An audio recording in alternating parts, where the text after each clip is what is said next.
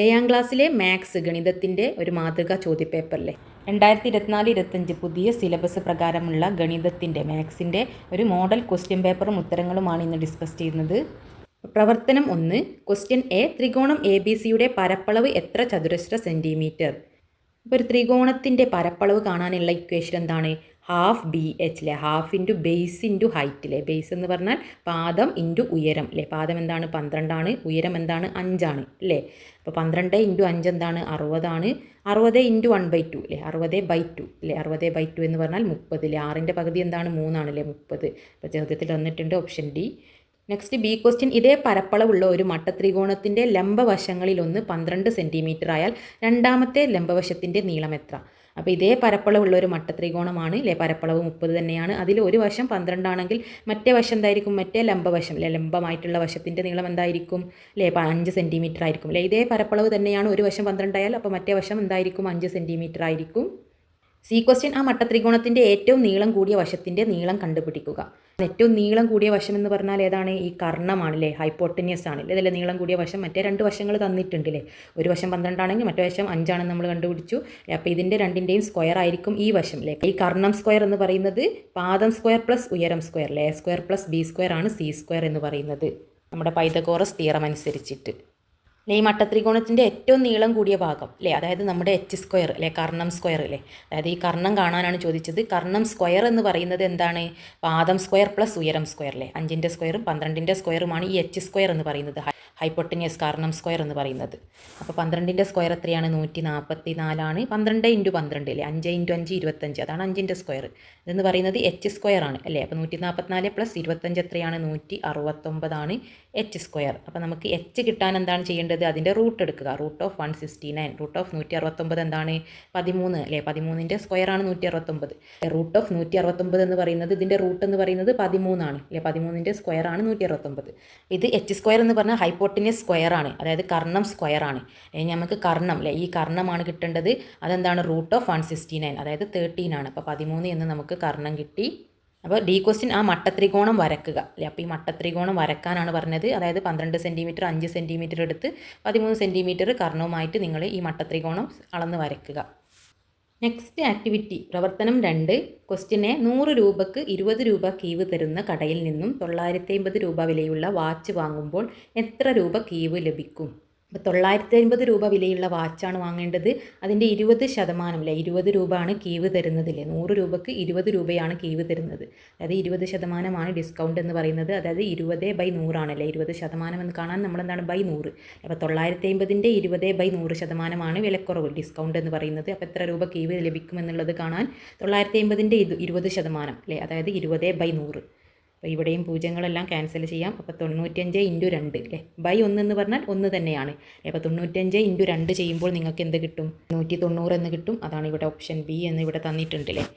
B question. Onam പ്രമാണിച്ച് ഒരു കടയിൽ പ്രദർശിപ്പിച്ച പരസ്യ ബോർഡാണ് ഇത് അല്ലെ. വമ്പിച്ച വിലക്കുറവ് 30% കീവ് അല്ലെ. 30% കീവ് എന്ന് പറയുന്നത് എന്താണ്? 100%ത്തിലാണ് 30% കുറവുള്ളത്. നമ്മൾ പരീക്ഷാ റിസൾട്ട് വരുമ്പോൾ എക്സാമിൻ്റെ ഫലപ്രഖ്യാപനം വരുമ്പോൾ ഒക്കെ 100%ത്തിൽ 99% കുട്ടികൾ ജയിച്ചു അല്ലേ. 99 പോയിൻ്റ് അല്ലേ, 100% വിജയം എന്നാണ് പറയാറ് അല്ലേ. അപ്പോൾ ഈ വിലക്കുറവ് 30% കീവ് എന്ന് പറയുന്നത് 100%ത്തിൽ നിന്നുമാണ് 30% കുറവ്. ഓക്കെ. ക്വസ്റ്റ്യൻ. രാജു ഈ കടയിൽ നിന്ന് 7500 രൂപ വിലയുള്ള മൊബൈൽ ഫോൺ വാങ്ങുന്നു. കീവ് കഴിച്ച് ഫോണിന് നൽകേണ്ട വില എത്ര? ഇവിടെ 30% കീവ് ഉള്ളത്. അതായത് 100 - 30 അല്ലേ, 100ന്ന് 30% കീവ് ഇല്ലേ, കുറവുണ്ടെന്നാണ് പറഞ്ഞത്. അതായത് 70% ഡിസ്കൗണ്ട്. അപ്പോൾ 70%, അതായത് 7500 രൂപയുടെ 70% കണ്ടാൽ മതി. 70% എന്ന് പറഞ്ഞാൽ 70/100 അല്ലേ, ശതമാനം കാണാൻ /100 അല്ലേ, /100 നമ്മൾ ചെയ്യേണ്ടത്. 7500 രൂപ വിലയുള്ളതിൻ്റെ 70% അല്ലേ, 70/100 അല്ലേ. പൂജ്യങ്ങളെല്ലാം വെട്ടുക. മുകളിൽ നിന്നും 2 താഴെന്നും 2. 1/1 എന്താണ്? A തന്നെയാണ്. 750 ഇൻറ്റു A അല്ലേ, 75 ഇൻറ്റു A ചെയ്യുമ്പോൾ 525 കിട്ടും. പിന്നെ ഒരു പൂജ്യം ഉള്ളത്, ആ പൂജ്യം പിന്നിട്ട് കൊടുക്കുക.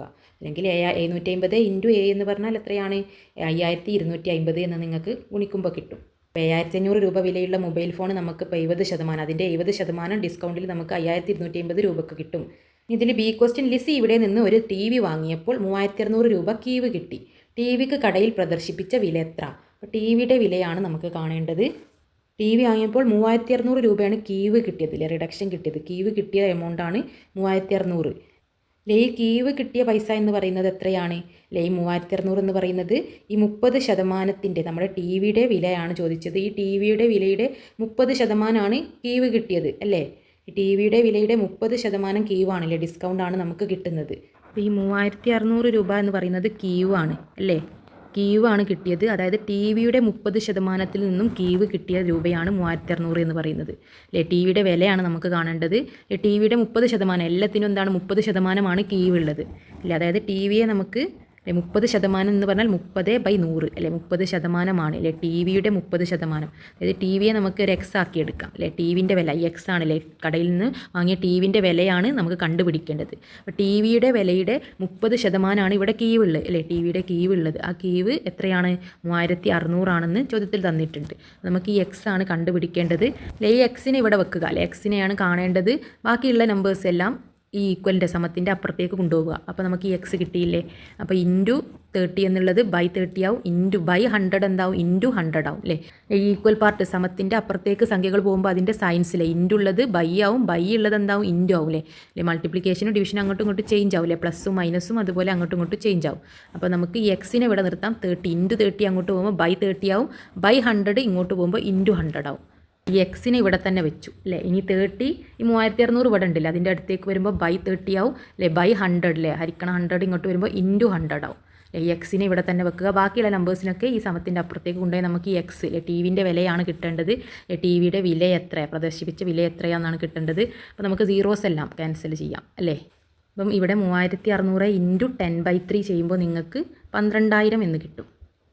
36 ബൈ 3 36 എത്ര മൂന്നാണുള്ളത്? 12 മൂന്നുകളാണ് 36 പിന്നെ എത്ര സീറോസ് ആണുള്ളത്? 1 2 3 അല്ലേ? 3 സീറോസ് ആണുള്ളത് അല്ലേ? ഒരു സംഖ്യയെ 10 കൊണ്ടല്ലേ? പൂജ്യമുള്ള മൾട്ടിപ്ലിക്കേഷൻ ഈസി ട്രിക്ക് എന്താണ്? നമ്പേഴ്സ് തമ്മിൽ ഗുണിക്കുക അല്ലേ? 36 ഇൻറ്റു 1 36 തന്നെയാണ്. പിന്നെ എത്ര സീറോ ഉണ്ട് അല്ലേ? 3 പൂജ്യങ്ങളുണ്ട് അല്ലേ? അതിട്ട് കൊടുക്കുക അല്ലേ? ബൈ 3 ആണ്. അപ്പോൾ 36 എത്ര മൂന്നാണുള്ളത്? 12. അപ്പോൾ ടി വിയുടെ വിലയാണ് നമുക്ക് കിട്ടേണ്ടത് അല്ലേ? ആ ടി വിയുടെ വില എന്ന് പറയുന്നത് 30% കീവാണ്. അതായത് 30/100 ആണ് അല്ലേ? ടി വിയുടെ വിലയുടെ 30% കീവ് കിട്ടിയ പൈസ 3600 ആണ് അല്ലേ?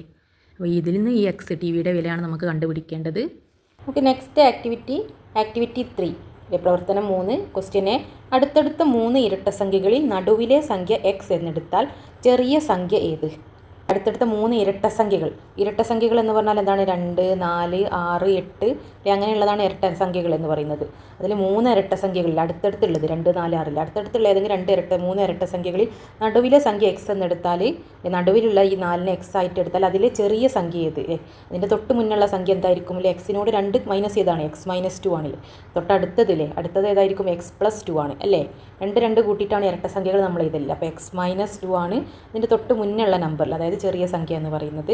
നെക്സ്റ്റ് ബി ക്വസ്റ്റ്യൻ 2 + 4 + 6 12 4 + 6 + 8 18 6 + 8 + 10 24 അങ്ങനെയാണെങ്കിൽ 2 4 6 2 4 6 ഇങ്ങനെയാണ് പോകുന്നത്. 2 കൂട്ടിയില്ലേ? അപ്പോൾ 6 കഴിഞ്ഞാൽ നെക്സ്റ്റ് എന്തായിരിക്കും? 8 നെക്സ്റ്റ് എന്തായിരിക്കും? 10 പ്ലസ് എന്തായിരിക്കും? 12 2 കൂട്ടി ഈക്വൽ ടു 30 30 എന്ന് വരും. അതുപോലെ 6 കഴിഞ്ഞാൽ എന്താണ്? 8 പിന്നെ എന്തായിരിക്കും? 10 12 14 2 ആഡ് ചെയ്തിട്ടാണുള്ളത്. അപ്പോൾ ഈ ഒരു ശ്രേണി നമ്മൾ പൂർത്തിയാക്കി. ഈക്വൽ ടു 36 എന്ന് വരും. അടുത്ത 2 വരികൾ എഴുതുക അല്ലേ? 2 വരികളാണ് നമ്മൾ എഴുതിയത്. നെക്സ്റ്റ് സി ക്വസ്റ്റ്യൻ അടുത്തടുത്ത 3 ഇരട്ട സംഖ്യകളുടെ തുകയും നടുവിലെ സംഖ്യയും തമ്മിലുള്ള ബന്ധമെന്ത്? നമ്മളിപ്പോൾ എഴുതിയതില്ല അടുത്തടുത്ത 3 ഇരട്ട സംഖ്യ അല്ലേ? നടുവിലുള്ളത് എക്സ് ആണെങ്കിൽ അത് കഴിഞ്ഞിട്ട് എക്സ് +2 ആണ്. അതിൻ്റെ മുന്നുള്ള നമ്പർ എന്ന് പറഞ്ഞാൽ എക്സ് -2 ആണ് അല്ലേ? ഇരട്ട സംഖ്യകളില്ലേ? അതായത് ഇരട്ട സംഖ്യകളിൽ 2 4 6 3 ഇരട്ട സംഖ്യകൾ എടുത്താൽ 4നേക്കാൾ 2 കുറവുള്ളതായിരിക്കും അല്ലേ? ഇത് എക്സ് ആക്കി എടുക്കുകയാണെങ്കിൽ എക്സ് -2 ആണ്, ഇത് എക്സ് +2 ആണ് അല്ലേ? അതിൻ്റെ തുകയും നടുവിലുള്ള സംഖ്യയും തമ്മിലുള്ള ബന്ധം എന്താണെന്നാണ് ചോദിച്ചത്. അത് 2 + 4 + 6 എത്രയാണ്? 6 6 4 10 12 അല്ലേ? 12. ഈ 12 എന്ന് പറയുന്നത് എന്താണ്? 4 × 3 അല്ലേ? 4 3 ആണ് 12 അല്ലേ? നടുവിലുള്ള സംഖ്യയുടെ 3 മടങ്ങാണല്ലേ? 4ൻ്റെ 3 മടങ്ങല്ലേ 12? അടുത്തടുത്ത 3 ഇരട്ട സംഖ്യകളുടെ തുക അവയിലെ നടുവിലെ സംഖ്യയുടെ 3 മടങ്ങായിരിക്കും അല്ലേ? 3 മടങ്ങല്ലേ? 3 × 4 അല്ലേ 12. ഡി ക്വസ്റ്റ്യൻ കണ്ടെത്തിയ ബന്ധം ബീജഗണിതം ഉപയോഗിച്ച് വിശദീകരിക്കുക. ഈ ബന്ധം ബീജഗണിതം ഉപയോഗിച്ച് വിശദീകരിക്കാനാണ് പറഞ്ഞത്. നടുവിലെ സംഖ്യയുടെ 3 മടങ്ങായിരിക്കും ഇതിൻ്റെ സമ്മിലെ തുക എന്ന് പറയുന്നത് അല്ലേ? ഇരട്ട സംഖ്യ 3 ഇരട്ട സംഖ്യകളുടെ തുക എന്ന് എന്താണ്? 3 ഇരട്ട സംഖ്യ അതിൻ്റെ തുക എന്ന് പറയുമ്പോൾ പ്ലസ് അല്ലേ? അതായത് -2 +2 ക്യാൻസൽ ആവും അല്ലേ, ഓപ്പോസിറ്റ് സൈൻസ് ആണ് അല്ലേ. -2 +2 0 അല്ലേ. പിന്നെ എത്ര എക്സ് ഉള്ളത്? x + x അല്ലേ, 3x അല്ലേ, 3x എന്ന് വരും. ഈ 3x എന്ന് പറഞ്ഞാൽ എക്സിൻ്റെ 3 മടങ്ങ് അല്ലേ. അതാണല്ലേ നമ്മൾ ആൾജിബ്രിക് ഫോമിൽ ബീജഗണിത രൂപത്തിൽ തെളിയിച്ചു അല്ലേ. ബീജഗണിത രൂപം എന്ന് പറഞ്ഞാൽ എക്സിൻ്റെ ടേംസിൽ x a b c d എന്നുള്ള ടേംസിൽ തെളിയിക്കുന്നതിനെയാണ് നമ്മൾ ബീജഗണിതം എന്ന് പറയുന്നത് അല്ലേ. അടുത്തടുത്ത 3 ഇരട്ട സംഖ്യയുടെ തുക അവയിലെ നടുവിലെ സംഖ്യയുടെ 3 മടങ്ങായത്. നടുവിലെ സംഖ്യ എക്സ്, അതിൻ്റെ 3 മടങ്ങല്ലേ 3x അല്ലേ. അപ്പോൾ നമ്മൾ ബീജഗണിതം ഉപയോഗിച്ച് വിശദീകരിച്ചു. ഓക്കെ, ഞാൻ പറയുന്ന കാര്യങ്ങൾ നിങ്ങൾക്ക് മനസ്സിലാവുന്നുണ്ടെങ്കിൽ വീഡിയോ ഒന്ന് ലൈക്ക് ചെയ്യാൻ മറക്കല്ലേ. പ്രവർത്തനം 4 next activity. Question a, 40 centimetre ചുറ്റളവുള്ള സമചതുരത്തിൻ്റെ പരപ്പളവ് ഡാഷ് ചതുരശ്ര സെൻറ്റിമീറ്റർ ആണ് അല്ലെ. 40 സെൻറ്റിമീറ്റർ ചുറ്റളവുള്ള സമചതുരത്തിൻ്റെ പരപ്പളവ് എത്രയാണെന്നാണ് ചോദിച്ചത്. ഇതാണ് ഒരു സമചതുരം അല്ലേ. അതിൻ്റെ ചുറ്റളവ് തന്നിട്ടുണ്ട് 40 സെൻറ്റിമീറ്റർ ആണെന്ന്. സമചതുരത്തിൻ്റെ പ്രത്യേകത എന്താണ്? എല്ലാ വശങ്ങളും തുല്യമായിരിക്കും അല്ലേ. അപ്പോൾ ചുറ്റുമുള്ള അളവ് എന്ന് പറഞ്ഞാലാണ് ചുറ്റളവ് അല്ലേ. അതെല്ലാം കൂടി കൂട്ടിയതാണ് 40 അല്ലേ. അപ്പോൾ ഈ ഒരു വശം 10 അല്ലേ, എല്ലാ സൈഡ്സും 10, എല്ലാ വശങ്ങളും 10 ആയിരിക്കും അല്ലേ. അപ്പോൾ 10 + 10 + 10 + 10 അല്ലേ, 4 10 അല്ലേ 40 അല്ലേ. ചുറ്റുമുള്ള അളവ് അല്ലേ, ചുറ്റളവ് ആണെന്ന് പറഞ്ഞാൽ എന്താണ്? അതിൻ്റെ ചുറ്റുമുള്ള അളവ് കൂട്ടുന്നതിനെയാണ്, അതാണ് 40 എന്ന് പറയുന്നത്. അപ്പോൾ ഓരോ വശങ്ങളും 10 ആയിരിക്കും അല്ലേ. എല്ലാ വശങ്ങളും തുല്യമായിട്ടില്ല. 40നെ 4 തുല്യ ഭാഗങ്ങളാക്കിയാൽ ഓരോ വശവും 10 ആയിരിക്കും. അപ്പോൾ ഇതിൻ്റെ പരപ്പളവ് എന്താണെന്നാണ് ചോദിച്ചത്. പരപ്പളവ് കാണാൻ എന്താണ്? സൈഡ് ഇൻറ്റു സൈഡ് അല്ലേ, വശം ഇൻറ്റു വശം. അതായത് 10 × 10 എത്രയാണ്? 100 അല്ലേ. അപ്പോൾ അതിൻ്റെ പരപ്പളവ് എന്ന് പറയുന്നത് 100 ആണ് അല്ലേ. ബി ക്വസ്റ്റ്യൻ 1764 = 2² × 3² × a² എന്ന് എഴുതാം. 1764 ചതുരശ്ര സെൻറ്റിമീറ്റർ പരപ്പളവുള്ള സമചതുരത്തിൻ്റെ ഒരു വശത്തിൻ്റെ നീളം എത്ര? അപ്പോൾ പരപ്പളവ് 1764 ചതുരശ്ര സെൻറ്റിമീറ്റർ ആണ് അല്ലേ. പരപ്പളവ് എന്ന് പറഞ്ഞാൽ സൈഡ് ഇൻറ്റു സൈഡ് അല്ലേ, ഉള്ളിലുള്ള അളവാണ് പരപ്പളവ്, ചുറ്റളവ് ചുറ്റുമുള്ള അളവ്. അപ്പോൾ സൈഡ് ഇൻറ്റു സൈഡ്, രണ്ട് വശങ്ങൾ ഗുണിക്കുന്നതാണ് പരപ്പളവ് എന്ന് പറയുന്നത്. അതെത്രയാണ്? 1764 ആണ് അല്ലേ. അപ്പോൾ അതായത് സൈഡ് ഇൻറ്റു സൈഡ് എന്നുള്ളതിന് ഞാൻ L × L length into length എന്ന് എഴുതി. അത് എന്ന് പറയുന്നതാണ് 1764 എന്ന് പറയുന്നത്. അതായത് L × L എന്താണ്? L² ആണ് 1764. അപ്പോൾ L കാണാൻ എന്താണ്? നമ്മൾ റൂട്ട് എടുക്കുക, √1764 അല്ലേ. √1764 എന്ന് പറയുന്നത് എത്രയാണ്? 42 ആണ്. സമചതുരത്തിൻ്റെ ഒരു വശത്തിൻ്റെ നീളം. അപ്പോൾ ഒരു വശം അല്ലേ, ഒരു ലെങ്ത്തിലെ സൈഡ് ഇൻറ്റു സൈഡാണ് ഇതില്ലേ, L² ആണ് 1764. അപ്പോൾ ഒരു L അല്ലേ, ഒരു സൈഡ് എന്ന് പറയുന്നത്, ഒരു വശം എന്ന് പറയുന്നത് 42 ആണ്, 42 ആണ്. നെക്സ്റ്റ് ഇതിലുള്ള സി ക്വസ്റ്റ്യൻ, ചിത്രത്തിൽ കാണുന്ന സമചതുരത്തിൻ്റെ പരപ്പളവ് കണ്ടുപിടിക്കുക അല്ലേ. പരപ്പളവ് എന്ന് പറഞ്ഞാൽ എന്താണ്? സൈഡ് ഇൻറ്റു സൈഡ് അല്ലേ, വശം ഇൻറ്റു വശമാണ് പരപ്പളവ്. അപ്പോൾ നമുക്ക് ഒരു സൈഡ് കിട്ടിയാൽ മതി അല്ലേ. ഒരു ചതുരത്തിൻ്റെ, ഈ സമചതുരത്തിൻ്റെ ഏതെങ്കിലും ഒരു വശം കിട്ടിയാൽ ആ വശങ്ങളായിരിക്കും എല്ലാ വശങ്ങളും അല്ലേ. അപ്പോൾ സൈഡ് ഇൻറ്റു സൈഡ് അല്ലേ, ആ വശം ഇൻറ്റു വശം അല്ലേ. അപ്പോൾ ഇതിൻ്റെ ട്രയാങ്കിളിൻ്റെ അല്ലേ, ഈ ഹൈപ്പോട്ടിനസ്, ഈ കർണം നമുക്ക് കിട്ടിയാൽ, ഈ ഭാഗം കിട്ടിയാൽ അതാണ് ഈ സമചതുരത്തിൻ്റെ ഒരു വശം എന്ന് പറയുന്നത്. ഒരു വശം കിട്ടിയാൽ ആ വശം തന്നെയായിരിക്കും ഈ വശവും അല്ലേ. വശം ഇൻറ്റു വശം ചെയ്താൽ നമുക്ക് അതിൻ്റെ ഒരു വശം അല്ലേ പരപ്പളവ് കണ്ടുപിടിക്കാം. ഇതാണ് H അല്ലേ, ഹൈപ്പോട്ടിനസ് അല്ലേ, കർണം എന്ന് പറയുന്നത് അല്ലേ. കർണം സ്ക്വയർ എന്ന് പറഞ്ഞാൽ എന്താണ്? പാദം സ്ക്വയർ പ്ലസ് ലംബം സ്ക്വയർ അല്ലേ. A² + B² ആണ് ഈ C² എന്ന് പറയുന്നത്, ഈ വശം അല്ലേ, നമ്മുടെ ഹൈപ്പോട്ടിനസ് എന്ന് പറയുന്നത്. അതായത് H അല്ലേ, ഞാൻ ഇതിനെ H എന്ന് വിളിച്ചു. അതായത് H² എന്ന് പറയുന്നത് എന്താണ്? H² അല്ലേ, ഈ C² എന്ന് പറയുന്നത് ഈ വശത്തിൻ്റെ സ്ക്വയർ എന്ന് പറയുന്നത് ഈ രണ്ട് വശങ്ങളുടെയും സ്ക്വയറിന് ഈക്വൽ ആണ് അല്ലേ, കൂട്ടുന്നത് ഈക്വൽ ആണ്. A² + B² ആണ് ഈ C² എന്ന് പറയുന്നത്. H² എന്ന് പറഞ്ഞാൽ 15² + 15². 15ൻ്റെ സ്ക്വയർ എത്രയാണ്? 225 ആണ് അല്ലേ. വീണ്ടും 15ൻ്റെ സ്ക്വയർ 225 ആണ്. 225 + 225 എത്രയാണ്? 450 ആണ് അല്ലേ. അപ്പോൾ അതിൻ്റെ H എന്ന് പറയുന്നത് √450. നമുക്ക് ഈ H² ഇല്ലേ, H² കിട്ടിയാൽ മതി അല്ലേ. H² ഇല്ലേ, H² ആണ് 450. ഇതിൻ്റെ പകുതിയായിരിക്കും ഈ ഒരു വശം. അപ്പോൾ വശം ഇൻറ്റു വശം എന്ന് പറയുന്നത് എന്താണ്? ഈ രണ്ട് വശങ്ങൾ ഗുണിക്കുന്നതാണല്ലേ. അതായത് H² കണ്ടാൽ മതി, 450 അല്ലേ, പരപ്പളവാണ്. അതായത് H² കാണാനാണ് ചോദിച്ചത്. പരപ്പളവ് എന്ന് പറയുന്നത് 450. നെക്സ്റ്റ് D, 24 1/2 ചതുരശ്ര സെൻറ്റിമീറ്റർ പരപ്പളവുള്ള സമചതുരം വരയ്ക്കുക. അപ്പോൾ 3.5 സെൻറ്റിമീറ്റർ വീതം വശമുള്ള മട്ടത്രികോണത്തിൻ്റെ കർണത്തിൽ വരയ്ക്കുന്ന സമചതുരത്തിൻ്റെ പരപ്പളവ് എന്ന് പറയുന്നത് ഇതിൻ്റെ രണ്ടിൻ്റെയും സ്ക്വയർ അല്ലേ. ഇതാണ് ഇതിൻ്റെ വശം, ഈ വശം എന്ന് പറയുന്നത്. അത് 24.5 എന്ന് ഉത്തരം കിട്ടും. ഈ അളവ് എടുത്തിട്ട് നിങ്ങളെന്താണ് മട്ടത്രികോണവും കോമ്പസൊക്കെ എടുത്തിട്ട് വൃത്തിയിൽ വരയ്ക്കുക. വരച്ച് കാണിക്കാൻ കഴിയാത്തത് കൊണ്ടാണ്. അല്ലെങ്കിൽ 7 സെൻറ്റിമീറ്റർ വശമുള്ള സമചതുരം വരച്ച് അതിൻ്റെ വശം വികർണമായി മറ്റൊരു സമചതുരം വരക്കാം. അപ്പോൾ ഇത് നോക്കിയിട്ട് അതുപോലെ നിങ്ങളത് വരയ്ക്കുക. നെക്സ്റ്റ് പ്രവർത്തനം 5, ഒരു കമ്പ്യൂട്ടർ സ്ഥാപനം തുടങ്ങുന്നതിന് കുടുംബശ്രീ കൂട്ടായ്മ ഒരു സഹകരണ ബാങ്കിൽ നിന്നും 4,80,000 രൂപ ഒരു വർഷ കാലാവധിക്ക് വായ്പ എടുക്കുന്നു. ബാങ്ക് ഒരു വർഷത്തേക്ക് 6.14% പലിശ കണക്കാക്കുന്നു. വായ്പയുടെ 60% കമ്പ്യൂട്ടർ വാങ്ങുന്നതിനും ബാക്കി തുക ഫർണിച്ചർ വാങ്ങുന്നതിനും വിനിയോഗിക്കുന്നു. ഒരു കുടുംബശ്രീ കൂട്ടായ്മ 4,80,000 രൂപയാണ് ഒരു വർഷത്തേക്ക് വായ്പ എടുക്കുന്നത്, കടമെടുക്കുന്നത്.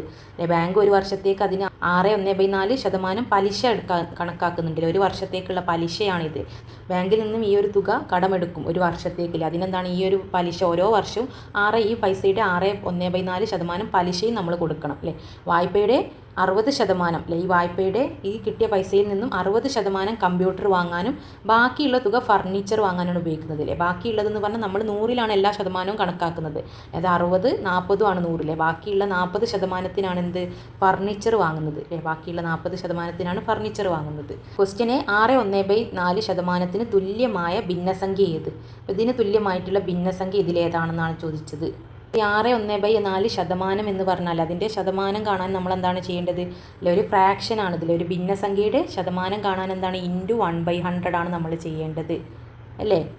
നേരെ തിരിച്ചിട്ടാണെങ്കിലോ ഇൻറ്റു 100 ആണ് നമ്മൾ ചെയ്യുക. ഇവിടെ എന്താണ് ഒരു ഫ്രാക്ഷൻ അല്ലേ, ഒരു ഭിന്നസംഖ്യയുടെ ശതമാനമാണ് കാണേണ്ടത്. ഭിന്നസംഖ്യയുടെ ശതമാനം കാണാൻ ഇൻറ്റു 1/100 ആണ് നമ്മൾ ചെയ്യേണ്ടത്.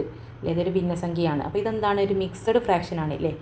ഇതൊരു മിശ്ര ഭിന്നരൂപമാണല്ലേ. ഒരു ഭിന്നസംഖ്യയും ഒരു നമ്പർ കൂടി ഉണ്ടല്ലേ കൂടുതൽ. ഇതൊരു മിശ്രസംഖ്യയാണ്. അതിനെ നമ്മളൊരു ഭിന്നരൂപത്തിലേക്ക് ആദ്യം മാറ്റണം, എന്നിട്ട് ഇൻറ്റു 1/100 ചെയ്യുക. അപ്പോൾ 6.14 നമ്മൾ മാറ്റുക എന്ന് പറഞ്ഞാൽ ഈ രണ്ട് നമ്പർ ക്രോസ് ആയിട്ട് ഇങ്ങനെ ഗുണിക്കുക, എന്നിട്ട് +1/4 അല്ലേ. 6.14 എന്ന് പറഞ്ഞാൽ 6 × 4 + 1/4 അല്ലേ. എന്ന് പറഞ്ഞാൽ 6 × 4 + 1 മുകളിലുള്ള 1/4 ആണ് 6.14 എന്ന് പറഞ്ഞാൽ. 6 4 24 + 1 എന്ന് പറഞ്ഞാൽ 25/4 അല്ലേ. ഇൻറ്റു എന്താണ് 1/100 ഉണ്ട് അല്ലേ. ഇതാണ് നമ്മൾ പെർസെൻറ്റേജ് ശതമാനത്തിനെ മാറ്റാൻ വേണ്ടിയിട്ടില്ലേ. ശതമാനം കാണാൻ എന്താണ് ഇൻറ്റു 1/100 ആണല്ലേ. ഒരു ഭിന്നരൂപത്തിൻ്റെ ശതമാനം കാണാൻ ഇൻറ്റു 1/100 അല്ലേ. ഇൻറ്റു 1/100 ആണ് നമ്മൾ ചെയ്യേണ്ടത്. അപ്പോൾ ഈ 100-നെ നമുക്ക് 25-ൻ്റെ ടേംസിൽ എഴുതാം അല്ലേ. 100 എന്ന് പറഞ്ഞാൽ 4 × 25 ആണ് അല്ലേ. 4 തവണ 25 എടുക്കുന്നത്. 2 തവണ എടുത്താൽ 50, 4 തവണ എടുക്കുമ്പോഴാണ് നമുക്ക് 100 കിട്ടുന്നത്. അപ്പോൾ നമുക്ക് വെട്ടി പോകാൻ വേണ്ടിയിട്ടില്ല. 25/4 ഇൻറ്റു 1/100-നെ നമുക്ക് 25 × 4 എന്ന് എഴുതാം. 4 തവണ 25 എടുക്കുന്നതല്ലേ. അപ്പോൾ നമുക്ക് 25 ഇവിടുന്ന് ക്യാൻസൽ ചെയ്യാം. അപ്പോൾ ബാക്കി എന്താണുള്ളത്? ഇവിടെ 1, ഇവിടെ 4 × 4 ആണുള്ളത്. 4 × 4 എന്താണ് 16 ആണ് അല്ലേ. 1/16 അല്ലേ. 1/16 ഏതാണ്? ഓപ്ഷൻ ഡി ആണ് അല്ലേ. 4 × 4 16. നെക്സ്റ്റ് ബി ക്വസ്റ്റ്യൻ, കമ്പ്യൂട്ടറുകൾ വാങ്ങുന്നതിന് ചെലവഴിക്കുന്ന തുക എത്ര? അപ്പോൾ കമ്പ്യൂട്ടർ വാങ്ങാൻ എത്ര തുകയാണ് ചെലവഴിച്ചത്? അപ്പോൾ 4,80,000 രൂപയുടെ എത്ര ശതമാനമാണ്? 60% കമ്പ്യൂട്ടർ വാങ്ങാൻ ചെലവഴിച്ചത്. അപ്പോൾ 4,80,000-ൻ്റെ 60% കാണുക. 60% എന്ന് പറഞ്ഞാൽ 60/100. കമ്പ്യൂട്ടർ വാങ്ങുന്നതിന് 4,80,000-ൻ്റെ 60%-ആണ് കമ്പ്യൂട്ടർ വാങ്ങാൻ ചെലവഴിച്ചതെന്ന് ചോദ്യത്തിൽ പറഞ്ഞിട്ടുണ്ട്. അപ്പോൾ 60% കാണാൻ എന്താ ചെയ്യേണ്ടത്? 60/100 അല്ലേ. അപ്പോൾ നമ്മൾ പൂജ്യങ്ങൾക്കെല്ലാം വെട്ടാം അല്ലേ. മുകളിൽ നിന്ന് താഴത്തുനിന്ന് മുകളിൽ നിന്ന്. അപ്പോൾ 2,88,000 രൂപ എന്ന് കിട്ടും അല്ലേ. ഇത് ഗുണിച്ച് നോക്കുമ്പോൾ നിങ്ങൾക്ക് ഈ ഉത്തരം കിട്ടും. നെക്സ്റ്റ് ഇതിലുള്ള സി ക്വസ്റ്റ്യൻ, ഫർണിച്ചർ വാങ്ങുന്നതിന് ഉപയോഗിക്കുന്ന തുക കമ്പ്യൂട്ടറുകൾ വാങ്ങുന്നതിന് ചെലവഴിച്ച തുകയേക്കാൾ എത്ര രൂപ കുറവാണ്? അപ്പോൾ ഫർണിച്ചർ വാങ്ങാനല്ലേ നമ്മൾ കമ്പ്യൂട്ടർ വാങ്ങിയ 60%, ബാക്കിയുള്ളതിനാണ് ഫർണിച്ചർ വാങ്ങിയത് അല്ലേ. ആ തുക കമ്പ്യൂട്ടർ വാങ്ങുന്നതിൻ്റെ ചെലവഴിച്ച തുകയേക്കാൾ എത്ര രൂപ കുറവാണ്? രണ്ട് തുകയിൽ നിന്നും സബ്സ്ട്രാക്റ്റ് ഇല്ലേ, കുറയ്ക്കുകയാണ് വേണ്ടതില്ല. എത്ര കുറവാണെന്നാണ് ചോദിച്ചത്. കിട്ടുന്നില്ലെങ്കിൽ ചോദ്യം ഒന്നുകൂടി വായിക്കുക അല്ലേ. നമ്മൾ ക്വസ്റ്റ്യനിൽ പറഞ്ഞിട്ടുണ്ട് ബാക്കിയിൽ 60% കമ്പ്യൂട്ടറിനും ബാക്കി ഫർണിച്ചർ വാങ്ങാനുമാണ് ഉപയോഗിച്ചത് അല്ലേ. ബാക്കി എന്ന് പറയുമ്പോൾ 60ഉം 40ഉം ആണ് 100 അല്ലേ. ബാക്കിയുള്ള 40%-നാണ് ഫർണിച്ചർ വാങ്ങാൻ വേണ്ടി ചെലവഴിച്ചത്. അപ്പോൾ അത് തമ്മിലുള്ള വ്യത്യാസം അല്ലേ, അത് വാങ്ങുന്നതിന് ചെലവഴിച്ച തുകയേക്കാൾ എത്ര രൂപ കുറവാണ്. അപ്പോൾ കുറവാണെന്ന് ചോദിച്ചാൽ ആ വ്യത്യാസമാണ് നമ്മൾ കാണേണ്ടത്. സി ക്വസ്റ്റിൻ്റെ ഉത്തരം, കമ്പ്യൂട്ടർ വാങ്ങുന്നതിനും ഫർണിച്ചറുകൾ വാങ്ങുന്നതിനും ഉപയോഗിച്ച തുകകൾ തമ്മിലുള്ള വ്യത്യാസത്തിൻ്റെ ശതമാനം അല്ലെ. 60%-ആണ് കമ്പ്യൂട്ടർ വാങ്ങാൻ, അതുപോലെ ഫർണിച്ചർ ബാക്കിയുള്ള 40%. അതിൻ്റെ വ്യത്യാസത്തിൻ്റെ ശതമാനം 60-ൽ നിന്ന് 40 പോയാൽ 20 അല്ലേ. 20%-ആണ് അതിൻ്റെ വ്യത്യാസം അല്ലേ. അപ്പോൾ തുകകൾ തമ്മിലുള്ള വ്യത്യാസം അല്ലേ, 4,80,000-ൻ്റെ 20%-ആണ് ഇത് തമ്മിലുള്ള വ്യത്യാസം എന്ന് പറയുന്നത് അല്ലേ. ടോട്ടൽ ആകെയുള്ള തുക, വായ്പ എടുത്ത തുകയുടെ 20% അല്ലേ, ഇത് തമ്മിലുള്ള വ്യത്യാസം. അപ്പോൾ വായ്പ എടുത്ത തുകയുടെ 20% എന്ന് പറയുമ്പോൾ 20/100 അല്ലേ. ശതമാനം കാണാൻ /100 ആണ് ചെയ്യേണ്ടത്. അപ്പോൾ പൂജ്യങ്ങളെല്ലാം വെട്ടുമ്പോൾ മുകളിൽ നിന്നും താഴത്തുനിന്നും വെട്ടിയിട്ട് /1 തന്നെയാണ്. മുകളിൽ നിന്നും 2 0, താഴത്തുനിന്ന് 2 0 പോയി അല്ലേ. /1 എന്ന് പറഞ്ഞാൽ 1 തന്നെയാണ്. ഇനി ഇതിനെ 2 കൊണ്ട് ഗുണിക്കുമ്പോൾ അല്ലേ, ഈ നമ്പറിനെ 2 കൊണ്ട് ഗുണിക്കുമ്പോൾ ഈ ഒരു സംഖ്യയാണ് നിങ്ങൾക്ക് ഉത്തരമായിട്ട് കിട്ടുക. ഡി ക്വസ്റ്റ്യൻ, ഒരു വർഷം കഴിഞ്ഞ് ബാങ്കിൽ തിരിച്ചടയ്ക്കേണ്ട തുക എത്ര? അപ്പോൾ ഒരു വർഷം കഴിഞ്ഞിട്ട് ബാങ്കിൽ എത്രയാണ് തിരിച്ചടക്കേണ്ടത്? നമ്മൾ പലിശ എടുക്കുമ്പോൾ ആ പലിശ എടുത്ത പൈസ നമ്മൾ തിരിച്ചടക്കണം ഇല്ലേ. ഒരു വർഷം കഴിഞ്ഞിട്ട്, ഒരു വർഷത്തേക്ക് 4,80,000 രൂപയാണ്. ആ പൈസയോട് കൂടെ എന്താണ്, ഒരു വർഷത്തെ പലിശ എത്രയാണ്, 6.1/4% പലിശ കണക്കാക്കുന്നത് ഒരു വർഷത്തേക്ക്. നമ്മൾ പലിശ എടുക്കുമ്പോൾ പൈസ കടമായിട്ട് വായ്പയായിട്ട് എടുക്കുമ്പോൾ ആ പൈസ തിരിച്ചടക്കുമ്പോൾ നമ്മൾ എന്ത് ചെയ്യണം, ആ പൈസയുടെ കൂടെ ഈ പലിശയും നമ്മൾ ഓരോ വർഷം അടച്ചു കൊടുക്കണം. അറിയുന്ന കാര്യമാണ്, പലിശ ഇങ്ങനെ അടച്ചുകൊണ്ടിരിക്കണം നമ്മൾ വായ്പ എടുത്താൽ. ഓരോ വർഷവും ഈ പൈസയുടെ 6.1/4% പലിശ നമ്മളിങ്ങനെ കൊടുക്കണം. അപ്പോൾ ഈ പൈസയുടെ 6.1/4% ഒരു വർഷത്തേക്ക് കാണുകയും വേണം, ആ പലിശയും കൊടുക്കണം, കൂടെ നമ്മൾ വാങ്ങിയ കടം വാങ്ങി ഈ പൈസയും കൂടി കൂട്ടി കൊടുക്കണം അല്ലേ. അതാണ് ഒരു വർഷത്തേക്ക് ടോട്ടൽ ആകെ ബാങ്കിൽ കൊടുക്കേണ്ടത്. ഇത് 6.1/4% പലിശ കണക്കാക്കുന്നതിൽ 6.1/4% നമ്മൾ ആദ്യം കണ്ടിട്ടുണ്ടല്ലേ, 1/16 പിന്നെ ഇത് കാണേണ്ട ആവശ്യമില്ല. അപ്പോൾ 1/16 കണ്ടാൽ മതി. 4,80,000 നമ്മൾ വാങ്ങിയ പൈസയുടെ 1/16 കണ്ടാൽ നമുക്ക് പലിശ, ഒരു വർഷത്തെ പലിശ കിട്ടും. അതിൻ്റെ കൂടെ നമ്മൾ കടം വാങ്ങിയ പൈസയോടെ കൂട്ടി ബാങ്കിൽ കൊടുക്കണം അല്ലേ. അപ്പോൾ 4,80,000 1/16 അല്ലേ നമ്മുടെ പലിശൻ്റെ തുക. ഇത് ചെയ്യുമ്പോൾ നമുക്ക് 30,000 അല്ലേ, 30,000 എന്ന് കിട്ടും. ബാങ്കിൽ തിരിച്ചെടുക്കേണ്ട തുക ഈ പലിശ പ്ലസ് നമ്മൾ വാങ്ങിയ പൈസ അല്ലേ 4,80,000, രണ്ടും കൂടി കൂട്ടുമ്പോൾ നമുക്ക് ഈ ഒരു സംഖ്യ കിട്ടും അല്ലേ. പലിശ അടക്കേണ്ടല്ലേ, ബാങ്കിൽ തിരിച്ചടക്കേണ്ട ആകെ തുക അല്ലേ, നമ്മൾ വാങ്ങിയ പൈസയും അതിൻ്റെ കൂടെ ഈ 1/16% ഓരോ പലിശ വാങ്ങുന്നത് ഓരോ വർഷത്തേക്കും. അപ്പോൾ ആ പലിശയും കൂടി കൂട്ടിയിട്ടാണ് നമ്മൾ തിരിച്ചു കൊടുക്കേണ്ടത്. നെക്സ്റ്റ് പ്രവർത്തനം 6. 11 തുടങ്ങി വീണ്ടും 9 കൂട്ടിയാൽ കിട്ടുന്ന സംഖ്യകളാണ് ചുവടെ കാണുന്നത്. 11 തുടങ്ങി 9 കൂട്ടി 20 കിട്ടി, 29 അല്ലെ, വീണ്ടും 9 കൂട്ടിയ സംഖ്യകളാണല്ലേ ഇവിടെ കാണുന്നത്. ക്വസ്റ്റ്യനെ ഈ സംഖ്യാക്കൂട്ടത്തിലെ ഏറ്റവും വലിയ രണ്ടക്ക സംഖ്യ ഏതാണ്? അപ്പോൾ ഇതിൽ വരുന്ന ഏറ്റവും വലിയ രണ്ടക്ക സംഖ്യ. അപ്പോൾ 9 കൂട്ടി എഴുതി നോക്കുക. അപ്പോൾ അതിൽ വരുന്നത് 92, ഓപ്ഷൻ ബി ആണ് ഏറ്റവും വലിയ സംഖ്യ ആയിട്ട് വരിക. 98 ഇതിൽ വരുന്നതല്ല. 38നോട് 9 കൂട്ടുക, പിന്നെ 9 കൂട്ടിയിട്ട് ഈ സംഖ്യയിൽ വരുന്ന ഏറ്റവും വലിയ രണ്ടക്ക സംഖ്യ ഏതാണെന്നാണ് ചോദിച്ചത്. ബി ക്വസ്റ്റ്യൻ, ഈ സംഖ്യാക്കൂട്ടത്തിലെ ഏത് സംഖ്യയും 9 കൊണ്ട് ഹരിച്ചാൽ മിച്ചം എത്രയാണ്?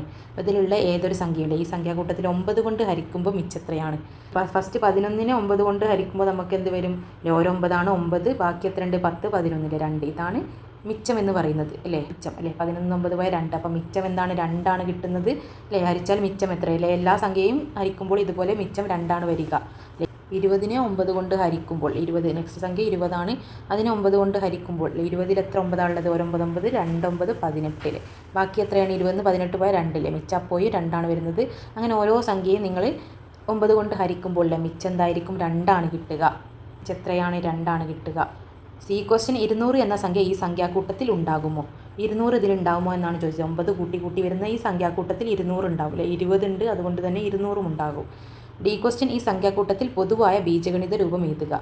ഇതിൻ്റെ പൊതുവായിട്ടുള്ള ബീജഗണിത രൂപം, അതായത് 9 ആഡ് ചെയ്തിട്ടുള്ള ഈ ബീജഗണിത രൂപം. 9n+2 എന്നാണ് ഇതിൻ്റെ പൊതുവായിട്ടുള്ള ബീജഗണിത രൂപം അല്ലേ. 9 കൂട്ടി എഴുതുന്നത് അല്ലേ, ഉണ്ട് അല്ലേ. 9n+2 എന്നുള്ളതാണ് ഇതിൻ്റെ ബീജഗണിത രൂപം പൊതുവായിട്ടുള്ളത്. അതായത് 9 ആഡ് ചെയ്തിട്ടാണ് വരുന്നത് അല്ലേ.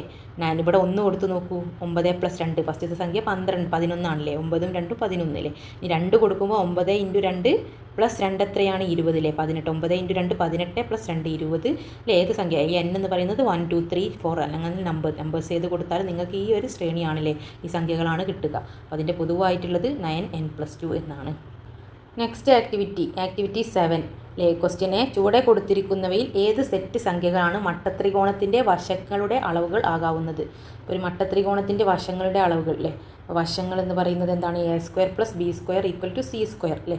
ഈ രണ്ടിൻ്റെയും സ്ക്വയറുകൾ ആഡ് ചെയ്യുന്നത് ഈ മൂന്നാമത്തതിൻ്റെ സ്ക്വയറിന് ഈക്വൽ ആയിരിക്കും. അപ്പോൾ 2ൻ്റെ സ്ക്വയറും ആഡ് ചെയ്തിട്ട് ഇതിൻ്റെ സ്ക്വയറിന് ഈക്വൽ ആണോ? a-ൻ്റെ സ്ക്വയർ എത്രയാണ്?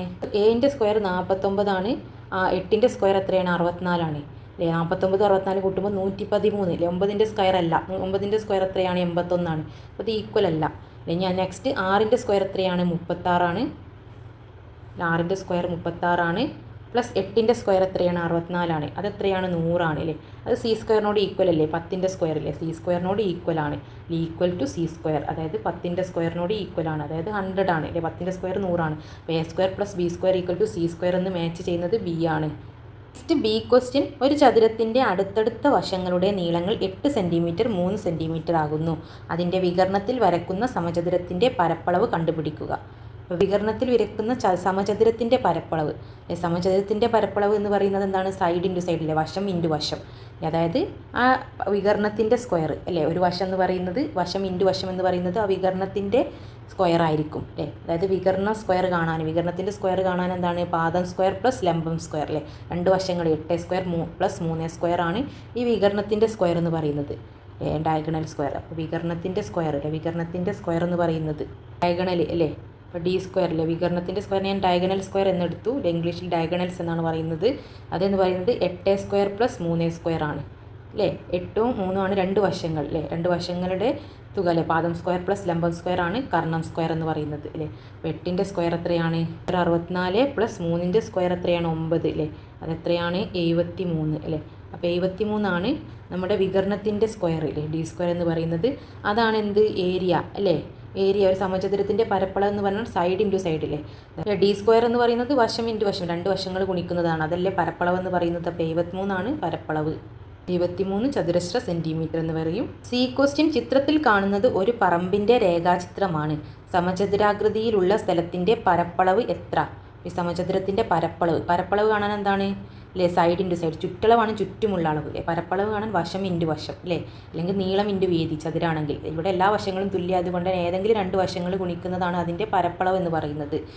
മുഴുവൻ സ്ഥലത്തിൻ്റെയും പരപ്പളവ് കണക്കാക്കുക അല്ലെ. എല്ലാ സ്ഥലത്തിൻ്റെ പരപ്പളവും കാണണം. അതായത് ആദ്യം നമ്മൾ ഈ ചതുരത്തിൻ്റെ പരപ്പളവ് കാണുക, പിന്നെന്താണ് ഇവിടെയുള്ള ഈ ഷേപ്പിൻ്റെ പരപ്പളവും കാണണം. അതായത് ഇവിടെ ഇങ്ങനെ മുറിച്ചാൽ നമുക്ക് എന്ത് കിട്ടും? ഇവിടെ ഒരു ചതുരവും കിട്ടും, ഒരു ത്രികോണവും. അപ്പോൾ ചതുരത്തിൻ്റെ പരപ്പളവ് കാണാനും ത്രികോണത്തിൻ്റെ നമുക്കറിയാം ഈ സമചതുരത്തിൻ്റെ 3ൻ്റെ പരപ്പളവും കണ്ടിട്ട് അത് കൂട്ടുക അല്ലെ. മുഴുവൻ എല്ലാ സ്ഥലത്തിൻ്റെയും ടോട്ടൽ ആകെ പരപ്പളവാണ് ചോദിച്ചത്. ഇവിടെ ഇങ്ങനെ ഒരു സെൻറ്ററിലൂടെ ഒരു വര വരച്ചാൽ ഇതൊരു ചതുരവും ഇതൊരു ത്രികോണവും ആയില്ലേ. നമുക്ക് ചതുരത്തിൻ്റെയും ത്രികോണത്തിൻ്റെ ഒക്കെ പരപ്പളവ് കാണാനേ അറിയുള്ളൂ അല്ലേ. അപ്പോൾ ഇവിടെ 3 ആണെങ്കിൽ ഈ സൈഡിൽ എതിർവശങ്ങൾ തുല്യമായിരിക്കും. ഈ സൈഡ് 3 ആണ്. ഇവിടെ 12 ആണെങ്കിൽ എതിർവശം ഇതും 12 ആയിരിക്കും അല്ലേ. ഒരു ചതുരത്തിൻ്റെ പ്രത്യേകതയാണല്ലേ. സമചതുരത്തിൻ്റെ എല്ലാ വശങ്ങളും തുല്യമായിരിക്കും, ചതുരത്തിൻ്റെ എതിർവശങ്ങളാണ് തുല്യം അല്ലേ. അപ്പോൾ നമുക്ക് എതിർവശങ്ങളില്ലേ. അപ്പോൾ ഇവിടുന്ന് ഇവിടെ വരെ അല്ലേ, ഇത് 3 ആണെങ്കിൽ ഇത് ഇത്ര ഭാഗം 3 ആണെങ്കിൽ ബാക്കിയുള്ളത് എന്തായിരിക്കും? 5 അല്ലേ. ടോട്ടലാണ് 8 എന്ന് തന്നത്. അപ്പോൾ ഇവിടെ 3 വരെ 3 ആണെങ്കിൽ ബാക്കിയുള്ള ഭാഗം അല്ലേ, ഈ വശം എന്ന് പറയുന്നത് 5 മീറ്റർ ആയിരിക്കും. നമുക്ക് ഒരു ട്രയാങ്കിളിലെ ഒരു ത്രികോണത്തിൻ്റെ രണ്ട് വശങ്ങൾ കിട്ടി. അപ്പോൾ മൂന്നാമത്തെ വശം കാണാൻ എന്താണ് അല്ലേ, ഹൈപ്പോട്ടിനിയസ് സ്ക്വയർ ആണ് ഇതില്ലേ. ഈ കർണം സ്ക്വയർ പറയുന്നത് പാദം സ്ക്വയർ പ്ലസ് ലംബം സ്ക്വയർ അല്ലേ. ഇതിൻ്റെ രണ്ടിൻ്റെയും സ്ക്വയർ ആണ് ഈ ഒരു വശം എന്ന് പറയുന്നത്. അപ്പോൾ നമുക്ക് സമചതുരത്തിൻ്റെ പരപ്പളവ് അല്ലേ, ഈ സമചതുരത്തിൻ്റെ പരപ്പളവ് കാണാൻ എന്താണ്? ഈ ഒരു വശം കിട്ടിയാൽ മതി അല്ലേ. അതായത് സമചതുരത്തിൻ്റെ പരപ്പളവ് 5 സ്ക്വയർ പ്ലസ് 12 സ്ക്വയർ എത്രയാണ്? 5ൻ്റെ സ്ക്വയർ 25 പ്ലസ് 12ൻ്റെ സ്ക്വയറും കൂടി കൂട്ടുമ്പോൾ 169 ചതുരശ്ര സെൻറ്റിമീറ്റർ എന്ന് നമുക്ക് ഈ ഒരു സൈഡ് കിട്ടും. പാദം സ്ക്വയർ പ്ലസ് ലംബം സ്ക്വയർ ആണ് കർണം സ്ക്വയർ അല്ലേ. കർണം എന്ന് പറഞ്ഞാൽ ഞാൻ H സ്ക്വയർ ആയിരുന്നു അല്ലേ. ഈ H സ്ക്വയർ എന്ന് പറയുന്നത് ഇതിൻ്റെ രണ്ടിൻ്റെയും സ്ക്വയറിൻ്റെ സമ്മിന് ഈക്വൽ ആണ്. അതായത് ഇതിൻ്റെ രണ്ടിൻ്റെയും സ്ക്വയർ നമുക്ക് കൂട്ടുമ്പോൾ 169 എന്ന് കിട്ടും. അത് എന്ന് പറയുന്നത് H സ്ക്വയർ ആണ്. അപ്പോൾ H എന്ന് പറയുന്നത് √116 169 ആണ്. അതെന്ന് പറഞ്ഞാൽ 13 ആണ്. അപ്പോൾ ഒരു വശം നമുക്ക് 13 എന്ന് കിട്ടും അല്ലേ. അപ്പോൾ ഈ ഒരു വശം എന്നുള്ളത് 13 ആണ്. അപ്പോൾ എല്ലാ സൈഡ്സും 13 ആയിരിക്കും. 13 × 13 എന്ന് പറയുന്നത് എത്രയാണ്? 169 ആണ്. അതാണ് പരപ്പളവില്ലേ, സൈഡ് ഇൻറ്റു സൈഡ്. അപ്പോൾ 169 ചതുരശ്ര സെൻറ്റിമീറ്റർ എന്ന് നമുക്ക് പരപ്പളവ് കിട്ടും ഈ സമചതുരത്തിൻ്റെ. അതുപോലെ ത്രികോണത്തിൻ്റെ പരപ്പളവ് എന്താണ്? ½ BH ആണ് അല്ലേ. ½ ഇൻറ്റു ബേസ് ഇൻറ്റു ഹൈറ്റ് അല്ലേ. ബേസിലെ പാദം ഇൻറ്റു ലംബം അല്ലേ. 12 × 5 ഹാഫ് എടുക്കുന്നതാണ് ത്രികോണത്തിൻ്റെ പരപ്പളവ് കാണാനുള്ള ഇക്വേഷൻ. അപ്പോൾ 30 എന്ന് കിട്ടും. ഇനി ചതുരത്തിൻ്റെ പരപ്പളവ് കാണാൻ എന്താണ്? ലെങ്ത് ഇൻറ്റു ബ്രെഡ്ത്ത് അല്ലേ, നീളം ഇൻറ്റു ഉയരം അല്ലേ. 12 × 3 ആണ്. ചതുരത്തിൻ്റെ പരപ്പളവ് കാണാൻ 36 എന്ന് കിട്ടും അല്ലേ. 3 കൂട്ടുക. സമചതുരത്തിൻ്റെ പരപ്പളവ് പ്ലസ് ത്രികോണത്തിൻ്റെ പരപ്പളവ് പ്ലസ് ചതുരത്തിൻ്റെ ഈ പരപ്പളവ് അല്ലേ 36, 3 കൂടി കൂട്ടുമ്പോൾ 235 ചതുരശ്ര സെൻറ്റിമീറ്റർ എന്ന് കിട്ടും. നെക്സ്റ്റ് ലാസ്റ്റ് പ്രോബ്ലം പ്രവർത്തനം 8. ഒരു സംസ്ഥാനത്തിലെ വിവിധ കാർഷിക വിളവുകളുടെ 2024 വർഷത്തെ ഉൽപ്പാദനം കാണിക്കുന്ന വൃത്തചിത്രമാണിത്. കാർഷിക വിളകളിലെ ഗോതമ്പ് ഓരോത്തിൻ്റെയും ശതമാനം കാണിക്കുന്ന ഒരു വൃത്തചിത്രമാണിത്. അപ്പോൾ ആദ്യത്തെ ചോദ്യം എന്താണ്? ക്വസ്റ്റ്യൻ ആകെ ഉൽപ്പാദനത്തിൻ്റെ എത്ര ശതമാനമാണ് ചോളം? അപ്പോൾ ചോളം എത്ര ശതമാനമാണെന്നാണ് ചോദിച്ചത്. അപ്പോൾ 100%. ഇതെല്ലാം കൂടി കൂട്ടിയിട്ട് ബാക്കി എന്താണ് ചോളത്തിൻ്റെ കൂടി കൂട്ടുമ്പോൾ 100 കിട്ടണം. അപ്പോൾ ഇതെല്ലാം കൂടി കൂട്ടുമ്പോൾ എത്ര വരും? ഇതെല്ലാം കൂടി കൂട്ടുമ്പോൾ അല്ലേ 40ഉം 25 15 15 കൂട്ടുമ്പോൾ 5 5 10 15 5 ശിഷ്ടം 1 4 5 6 7 8 9 അല്ലേ 95 എന്ന് വരും.